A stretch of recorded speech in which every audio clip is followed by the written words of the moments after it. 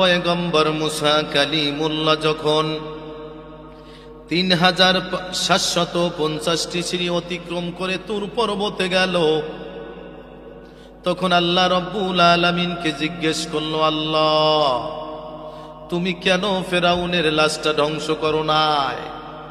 কেন তুমি ফেরাউনকে একটু ছোট দিয়ে দাও না, কোনো বিপদও দাও না? যেই ফেরাউন এক নয়, দুই নয়, তিন নয়, দীর্ঘ ৮০,০০০ নবজাত ছেলে শিশুর হত্যাকারী, বিশ্ববিখ্যাত টেরোরিস্ট, সন্ত্রাস, খুনি, স্বৈরাচার, অমালিক ফেরাউনের কোনো বিপদ নাই, জ্বর নাই, সর্দি নাই, কোনো বালা মুসিবত নাই। কারণটা কি মাবুদ জানতে ইচ্ছে হয়। ৮০,০০০ মা বোনদের চোখের পানি তোমার কি কবুল হয় না? আমার আল্লাহ বলে, ও মুসা, ৪টি কারণে আমি ফেরাউনকে বিপদ দেই না। এ মুসা, ৪টি কারণে আমি ফেরাউনের উপর বিপদ দেই না। ১ নম্বরে হলো, এই ফেরাউন বড় মা বাবা ভক্ত। ফেরাউন কি ছিল? মা বাবা ভক্ত ছিল। ভালো কাজ যদি দুনিয়াতে কেউ করে, সে দুনিয়াতেটা ফল পাবে। কথা বোঝেন? এই ফেরাউন ছিল বড় মা বাবা ভক্ত। প্রতি বেলায় যখন খাবারের মুহূর্ত হইত, নিজের জনম দুঃখী মাকে আগে খানা খাওয়াইতো, বাবাকে আগে খাওয়াইতো।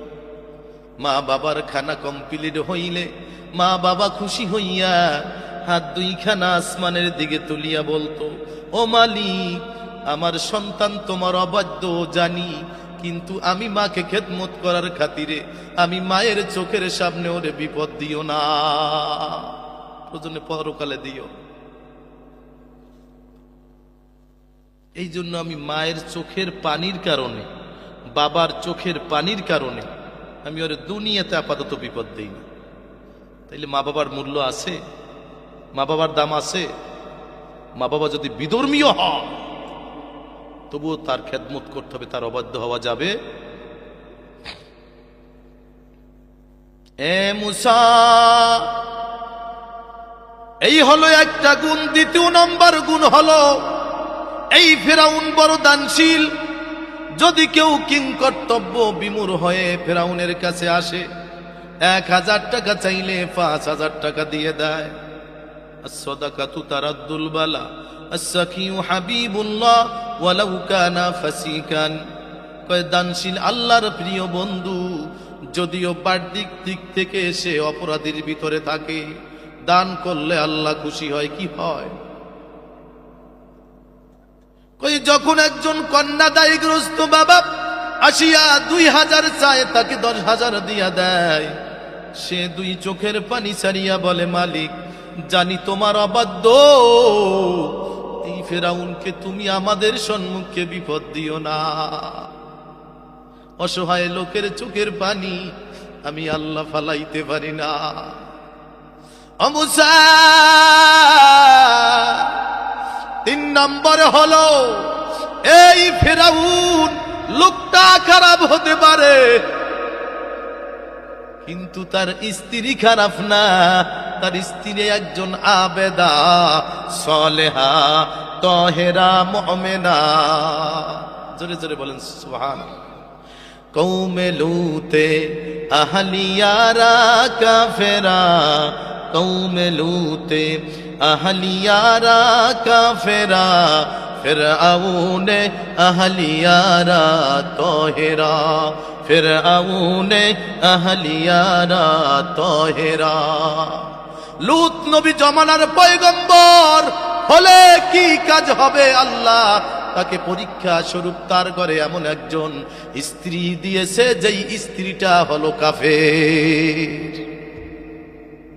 আর হযরত আসিয়া আলাইহিস সালাম আল্লাহর একজন সতী সাধবী আবেদা সালেহা তাহেরা মুমিনা হওয়া সত্ত্বেও আল্লাহ পরীক্ষা স্বরূপ একজন জালেম স্বামী, তার অত্যাচারী একজন টেররিস্ট অত্যাচারী স্বামী তার কপালে মিলায় দিছে। কৌমে লুতে আহলিয়ারা তাহেরা, কৌমে লুতে আহলিয়ারা কাফেরা, ফিরআউনে আহলিয়ারা তাহেরা। কথা বোঝেন না? এ মুসা, এই আসিয়া যখন যায় নামাজের মুসাল্লায় যায়, বলে মালিক ফিরআউন অবাধ্য হলেও তো আমার স্বামী দাওয়াত দি মানে না, মুসার কালেমা স্বীকার করে না। মালিক রে, আমার স্বামীরে বিপদ দিও পরে, কিন্তু আমার চোখের সামনে দিও না। এ মুসা, আমার বিবি আমার বান্দি বিধবা হবে, এই জন্য আমি আমার বান্দির চোখের পানির দিকে লক্ষ্য করে ফিরআউনকে বিপদ দেই না। 3-4 নম্বরে হলো ফিরআউন এমন একজন লোক, যখন সমস্ত মানুষ ডিপ স্লিপিং এ চলে যায়, গভীর ঘুমে, এ মুসা তখন এই ফিরআউন অন্ধকার জঙ্গলে যাইয়া নিজের পাও দুইটা উপরে টাঙ্গাইয়া গাছের সাথে আমি মালিকের দরবারে খালি কান্দে, আল্লাহ তুমি আমার সৃষ্টিকর্তা, তুমি আমার রিজিক দাতা, তুমি আমার হায়াতের মালিক, তুমি আমার মওয়াতের মালিক, সম্মানের মালিক, ইজ্জতের মালিক, সব কিছু তুমি পারো আমাদের সারা, আর আমি ফিরআউন কিছুই পারি না, ও মাওলা তুমি সারা।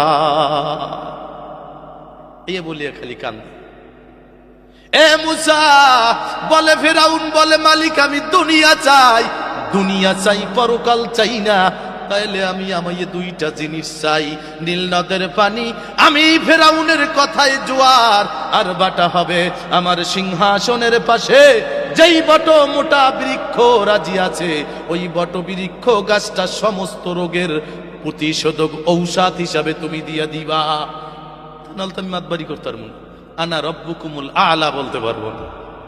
আল্লাহ এই দুইটা মাতবাড়ি আমারে দা, আমি দুনিয়া চাই, আমি কি চাই?